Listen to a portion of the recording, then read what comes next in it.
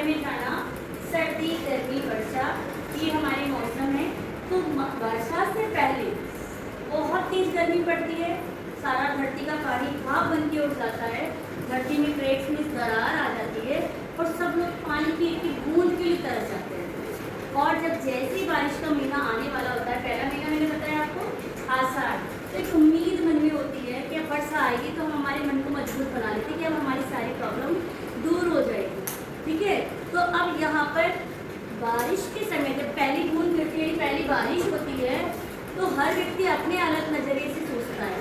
जैसे आप बहुत दुखी हैं तो क्या होता है, बारिश आगे फिर देखो भगवान भी हमारे साथ रो रहे हैं, यानी हम जैसा सोचते हैं हमको माहौल वैसे ही लगता है।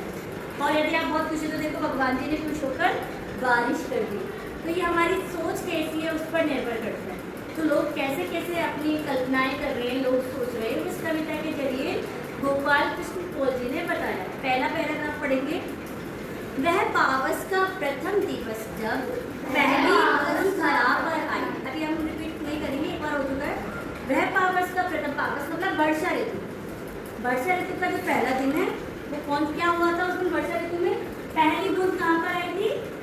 धरती पर। धरा में धरती पर, धरती सबको बोलना है जब पूछे तो। पहली बूंद धरा पर आई, शब्दार्थ सबने लिखे है ना?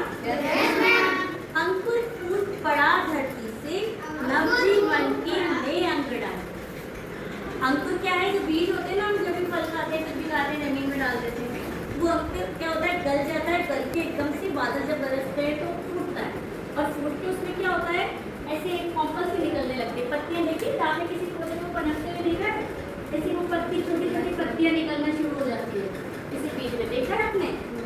बारिश में आपने कोई पेड़ पौधा जब लगाया है, बीज डाले, तो वो निकलती है ना छोटी छोटी पत्तियां, वो अंकुर फूट पड़ा। और क्या हुआ?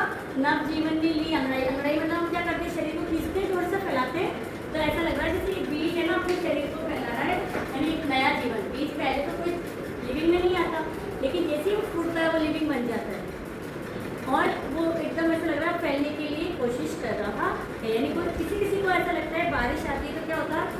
नया जीवन सा आ जाता है सबसे लोग, जिनको एकदम जो सुस्त हो गए हैं वो एकदम एनर्जेटिक यानी ऊर्जावान बन जाते हैं, जैसे बीज की तरह। उसमें भी एक नया जोश, नया उत्साह आ जाता है।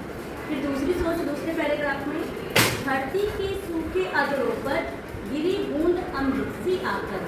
जब आप बहुत प्यासे होते हो तो पानी की एक बूंद भी आपको तड़पती रहती है कि नहीं देती है? तो ऐसा लगता है धरती बहुत सूखी है। 4 महीने गर्मी थी ना उससे पहले, तो धरती एकदम सूख चुकी है, तो पानी की बूंद कैसी है? अमृत जैसी मीठी और उसको तृप्त करने वाली है। वसुंधरा की रोमावली सी हरी धूप कुल की मुस्काई। जब कोई अपना पसंदीदा कोई भी व्यक्ति आता है तो हम खुश होते हैं, जैसे धरती में बारिश के आने पर क्या है? खुश होती है। कैसे पता चला? हमारा रोम रोम रोमांचित होता है। रोम क्या होते हैं? शरीर पर जो छोटे छोटे हेयर दिख रहे हैं आपको, बाल दिख रहे हैं, ये क्या है? रोम है। और रोमावली, रोम की पंक्तियाँ, ठीक है?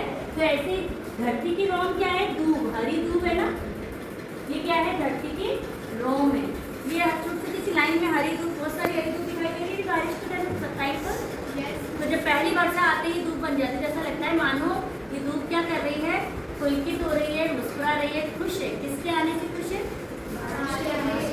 बारिश के आने से खुश है। जैसे हम किसी अपने पसंदीदा व्यक्ति के आने पर खुश होते हैं, हमारा रोम रोम पुलकित होता है, ऐसे धरती का रोम किसको बनाया है? बारिश को। हाँ, धरती का रोम बारिश नहीं है, रोम तो थोड़े होते हैं ना, दूब। हरी दूब जो होती है वो रोमावली है। हरी दूब पुल की मुस्काई, पहली बूंद धरा पर आई। जब पहली बूंद धरती पर आई तो बारिश की पहली बूंद आने पर जो हरी दूब है वो पुलकित हुई, मुस्कुराई, यानी चारों तरफ धूप ही धूप छा गई। ठीक है? हाँ, और आसमान कैसा है अभी? नीला। नीले नयनों से, मुझे ड्राइंग तो नहीं आती पर ट्राई करते हैं। ये मान लो आते हैं और जो है ये पूरा आसमान है वो कैसा है? नीला है। ठीक है? नीले नयनों ने आसमान को कैसा बना दिया? आँख जैसा लग रहा है। अब अगली लाइन पढ़ेंगे। काली पुतली से ये जलधर, जलधर कौन है? बादल। तो ये बादल जो है वो कैसे है? ऐसे है ना, तो ये क्या है? आसमान में जगह जगह जो घूम रहे पुतलियां जैसे चलती है इधर उधर, ऐसे आसमान की नीली आंख में ये बादल क्या है? काली पुतलियों के समान है। धरती की फिर प्यास बुझाई, सॉरी एक लाइन छूट गई, करुणा विकलित अश्रु बहाकर। तो ऐसा लग रहा है, सब अलग अलग सोच रहे हैं कि मानो करुणा यानी सहानुभूति, वैसे धरती बहुत लंबे समय से प्यासी है, तो दया आ रही है उसको, करुणा में विकलित गल गई वो, और मानो को अपने आंसू बहा रहे। बारिश ऐसी आती है ना, तो ऐसा लग रहा है कि जो बादल है वो सहानुभूति पूर्वक आंसू बहा रहे दया में। तो ये हम बादल इस तरह से बरस रहे हैं। करुणा विकलित अश्रु बहाकर, मानो ये बारिश की बूंदे नहीं है, करुणा में सहानुभूति में ये आंसू के रूप में बूंदे आ रही हैं, और धरती की जो है चिर प्यास बुझा, चिर प्यास मतलब लंबे समय की प्यास को वो बुझा रहे हैं। पूरी धरती शस्य श्यामला, अब आप देखो पूरे अपने गार्डन में सब जगह ग्रीनरी हुई है, हरी भरी हुई है, तो धरती कैसी है, एकदम यंग हो जाती है, शस्य श्यामला यानी हरियाली हरी भरी हो चुकी है। बनने को फिर से लुटे, जैसी पानी की पहली बूंद आई बादलों से, तो धरती के मन में भी लोग आया कि अरे वाह, पानी की बूंद की वजह से मैं फिर से हरी भरी हो सकती हूँ। ऐसा लालच, ऐसा लोभ, ऐसा ख्याल किसके मन में आया, धरती के मन में। धरती के मन में फिर से उम्मीद जागी कि इस पानी की बूंद से मैं फिर से ऊर्जावान हरी भरी बन सकती हूँ। पहली बूंद धरा पर आई, यानी जब पहली बूंद धरती पर आती है तो लोग इस तरह से अलग अलग भावनाओं से विचार करते। किसी को पानी की पहली बूंद लगती है धरती की प्यास बुझा रही है, किसी को लगता है कि ये पानी की बूंद जो है, बादल जो है वो, ये आसमान जो है वो नीले नयन है, किसी को लगता है हम ये नवजीवन का संदेश देने के लिए आई है, सबको नया जीवन मिलता है पानी के आने से, तो किसी को लगता है कि यह हरी हरी बूंद पानी की पहली बूंद को पाकर रोमांचित हो गई है, खुश हो गई। यानी हर व्यक्ति को पहली बूंद का एक अलग अलग ही अनुभव होता है, और वो अपने अनुभव के अनुसार ही सोचते हैं। कवि ने इसका वर्णन किया है, गोपाल कृष्ण। आसमान में उड़ता सागर, लगा बिजलियों के स्वर्णिम पर, बजा नगाड़े जगा रहे हैं, बादल धरती की तरुणाई। अब यहाँ कहा है कि आसमान में उड़ता सागर, सागर को भी उठता है, सागर का मतलब क्या होता है बताओ? हाँ, समुद्र। सागर क्या है? पानी की बड़ी सी जगह क्या है वो? समुद्र। समुद्र ही सागर है, सागर को सिंधु भी कहते हैं, समुद्र भी कहते हैं। तो वो आसमान में होता है कि जमीन पर? हाँ की आवाज ही नहीं आ रही।